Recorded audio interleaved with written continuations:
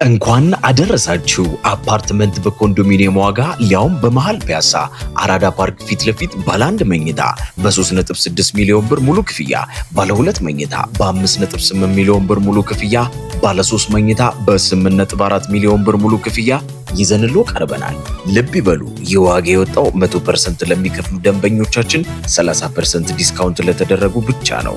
10% ከፍለው የቀረውን በግንባታ ሂደት መሰረት መክፈል ለሚፈልጉ ደንበኞቻችን ደግሞ ባለ 2 መኝታ ከ840 ሺህ ብር ቅድመ ክፍያ ጀምሮ እንዲሁም ባለ 3 መኝታ ከ1.2 ሚሊዮን ብር ቅድመ ክፍያ ጀምሮ ይዘን ቀርበናል። ይህ ዕድል የወጣው ለጥቂት ቤቶች ብቻ ስለሆነ ፈጥነው እታች ባለው ስልክ ይደውሉ። ሜሪት ፕሮፐርቲስ። ጤና ይስጥልኝ ተመልካቾቻችን፣ እንደምን ውላችሁ አምሽታችኋል? በላይ በቀለ ነኝ። ሄዝቦላህ በዓለም ዙሪያ የሚንቀሳቀሱ ተዋጊ ቡድኖች ከኢራን ጎን እንዲሰለፉ ጥሪ አቀረበ። እስራኤል ቱሪስቶችን ለማስወጣት አቅዳለች። በኢራንና አሜሪካ መካከል ጦርነት ይፈነዳል በሚል መካከለኛው ምስራቅ ስጋት ውስጥ ይገኛል። የዛሬውን ውሎና ወታደራዊ አሰላለፉን እንቃኛለን። የአሜሪካም የበረዶ ወጀብና አጥንት ሰባሪው ቅዝቃዜ በርካታ ሰዎችን ሲገድል ስቃይና ጉዳቱ እየጨመረ መሆኑ ይሰማል። እጅን አፍ ላይ የሚያስጭን መረጃም ከሜክሲኮ ደርሶናል። በዝርዝር እናቀርበዋለን። በአንድ አሜሪካዊ ነርስ ላይ የተፈጸመው ግድያም ከፍተኛ መደናገጥና ተቃውሞ ማስነሳቱ ይነገራል። የትራምፕ የህገወጥ ስደተኞች ዘመቻም ተልዕኮና ዓላማውን ስቶ የገዛ ዜጎቻቸውን ለስቃይና ግድያ መዳረጉ ፕሬዝዳንቱን አጣብቂኝ ውስጥ ከቷል። ሌሎችም አሉን። አብራችሁን እንድትቆዩ ጋብዛለሁ።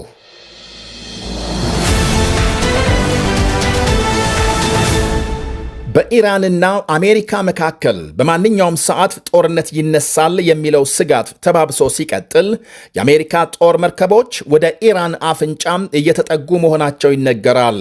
ከሳምንት በፊት ከደቡባዊ ቻይና ባህር አቅጣጫውን ቀይሮ ወደ መካከለኛው ምስራቅ እንዲገሰግስ የተደረገውን ተዋጊ ጀቶች ተሸካሚው አብርሃም ሊንከን የተሰኘውን ግዙፍ የጦር መርከብ ጨምሮ አሜሪካም ዘመናዊ መሳሪያዎቿን በአካባቢው እያሰፈረች ነው።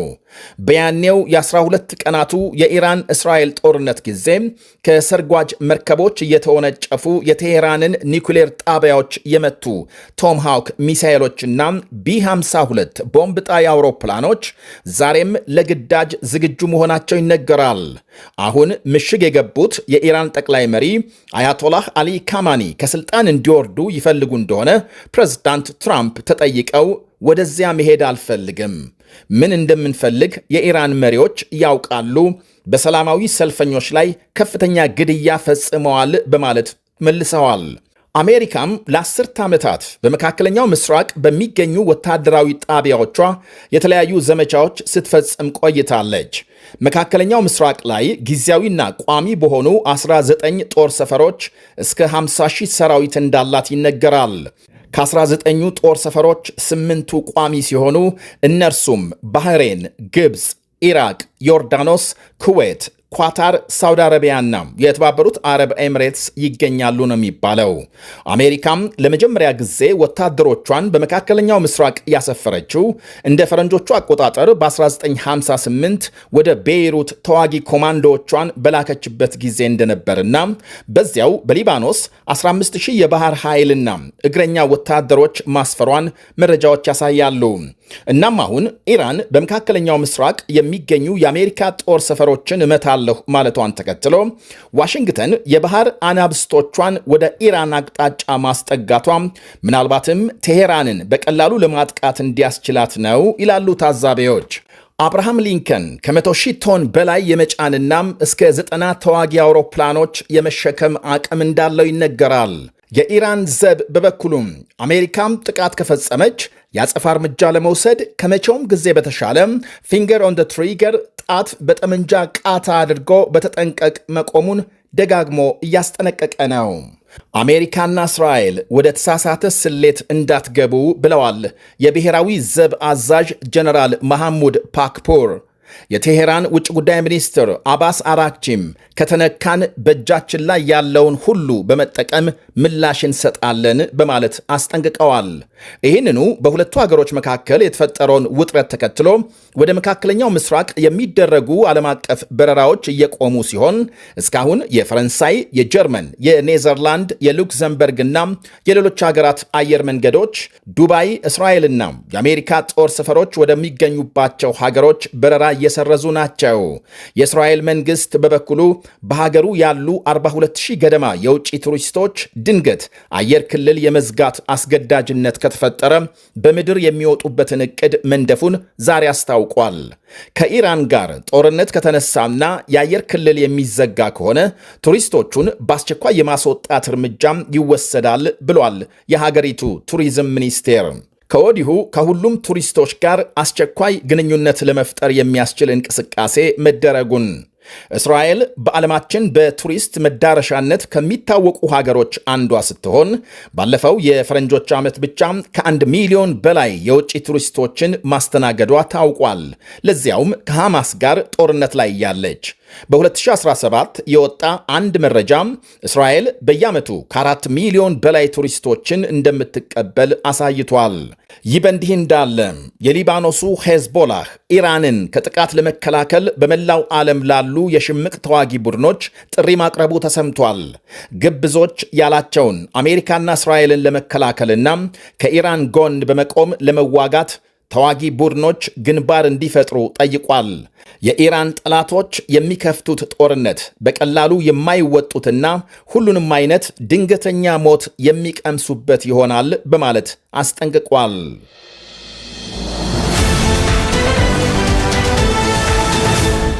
በአሜሪካ ሚኒሶታ ግዛት በአይስ ወታደሮች የተፈጸመው የአንድ አሜሪካዊ ግድያም ከፍተኛ ሀገር አቀፍ ውግዘትና ተቃውሞ አስነስቷል። ከተራው ሕዝብ እስከ ከፍተኛ ባለሥልጣናትና ሪፐብሊካን ድረስ የትራምፕ የሕገወጥ ስደተኞች ዘመቻም ዓላማውን ስቶና መልኩን ቀይሮ ዜጎችን በማዋከብና ወደ መግደል መሸጋገሩ ሰፊ ቁጣም እየፈጠረ ነው ይላሉ የተለያዩ መገናኛ ብዙሃን። የቀድሞ ፕሬዝዳንት ባራክ ኦባማና ባለቤታቸው በጋራ ባወጡት መግለጫም የ37 ዓመቱ ነርስ የአሌክስ ብሬዲ ግድያ እጅግ ልብ ሰባሪ እንደሆነም ገልጸዋል። የፌዴራል ወታደሮች ተልዕኳቸውን በአግባቡ መወጣትና መስራት ሲጠበቅባቸው አሁን እየታየ ያለው ተግባር ከተሰጣቸው ኃላፊነት የሚቃረን ነው ሲሉ ተችተዋል። ይሄ ለአሜሪካውያን የማንቂያ ደውል ነው ብለዋል ኦባማ።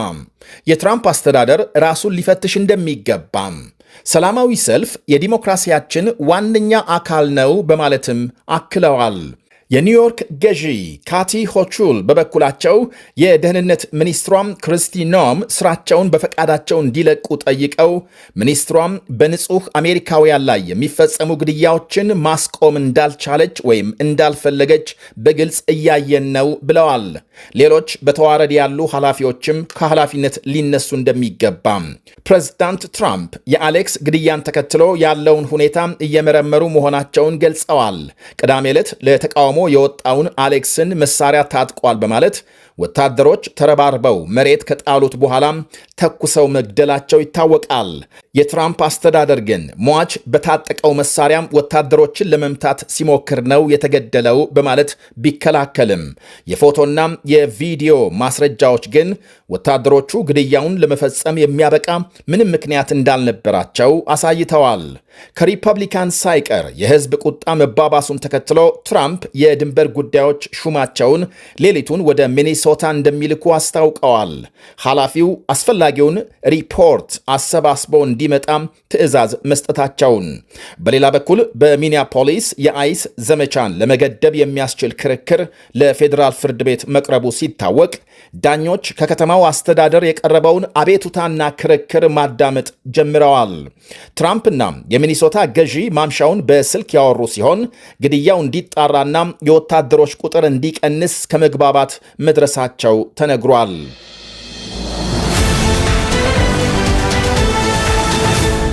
በአሜሪካ በተከሰተው ከባድ የበረዶ ወጀብና ቅዝቃዜ ሳቢያም እስካሁን 17 ሰዎች መሞታቸው ተነገረ።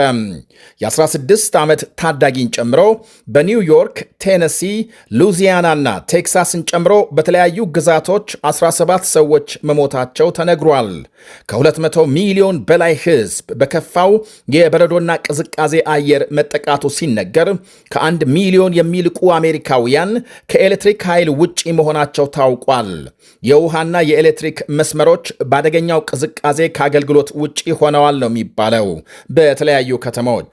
የበረዶ ዝናብና የቅዝቃዜ መጠን እየጨመረ በመሆኑ ሕዝብ ከቤቱ እንዳይወጣ ማስጠንቀቂያ ሲሰጥ እስካሁን ቢያንስ በ8 ግዛቶች የአስቸኳይ ጊዜ አዋጅ ተደንግጓል። ቴክሳስ፣ አላባማ፣ ቴነሲና ኒውዮርክን በመሳሰሉ ግዛቶች ትምህርት ቤቶችና መስሪያ ቤቶች ሲዘጉ የንግድ እንቅስቃሴውም በአብዛኛው መቆሙን ዘገቦች አመልክተዋል። ከ15,000 በላይ የአውሮፕላን በረራዎች መሰረዛቸው ታውቋል። ከሞቱት 17 ሰዎች መካከል 5ቱ ኒውዮርክ ከተማ መሆናቸውን ከንቲባ ዞራን ማምዳኒ ገልጸዋል። በቴክሳስ የ16 ዓመት ልጃገረድ በበረዶ መንሸራተት አደጋም ሕይወቷ ሲያልፍ፣ በማሳቹሴትስ አንዲት ሴት በረዶ በሚጠርግ መኪና ተመታ መሞቷን ዘገቦች አመልክተዋል። በካንሳስ ከተማ ደግሞ ሌላ ሴት ከቅዝቃዜ ጋር በተያያዘ ሕይወቷ ማለፉ ተነግሯል። የካናዳን ቶሮንቶ ዓለም አቀፍ አውሮፕላን ማረፊያም ታይቶ ባልታወቀ ሁኔታ ከ18 ኢንች በላይ በረዶ መጣሉ ታውቋል።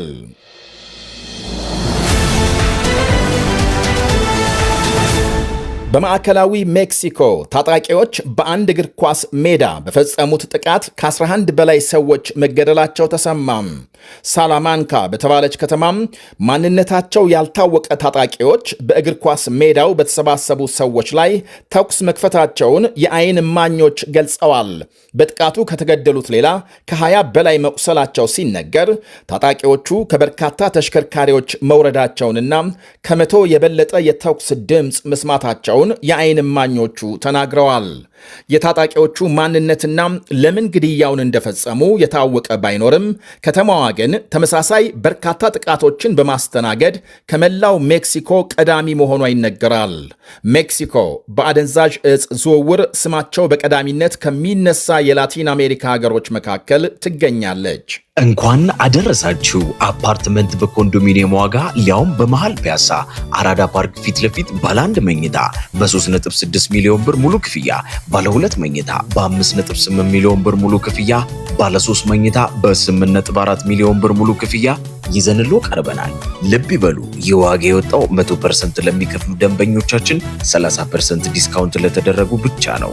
10% ከፍለው የቀረውን በግንባታ ሂደት መሰረት መክፈል ለሚፈልጉ ደንበኞቻችን ደግሞ ባለ 2 መኝታ ከ840 ሺህ ብር ቅድመ ክፍያ ጀምሮ እንዲሁም ባለ 3 መኝታ ከ1.2 ሚሊዮን ብር ቅድመ ክፍያ ጀምሮ ይዘን ቀርበናል። ይህ ዕድል የወጣው ለጥቂት ቤቶች ብቻ ስለሆነ ፈጥነው እታች ባለው ስልክ ይደውሉ። ሜሪት ፕሮፐርቲስ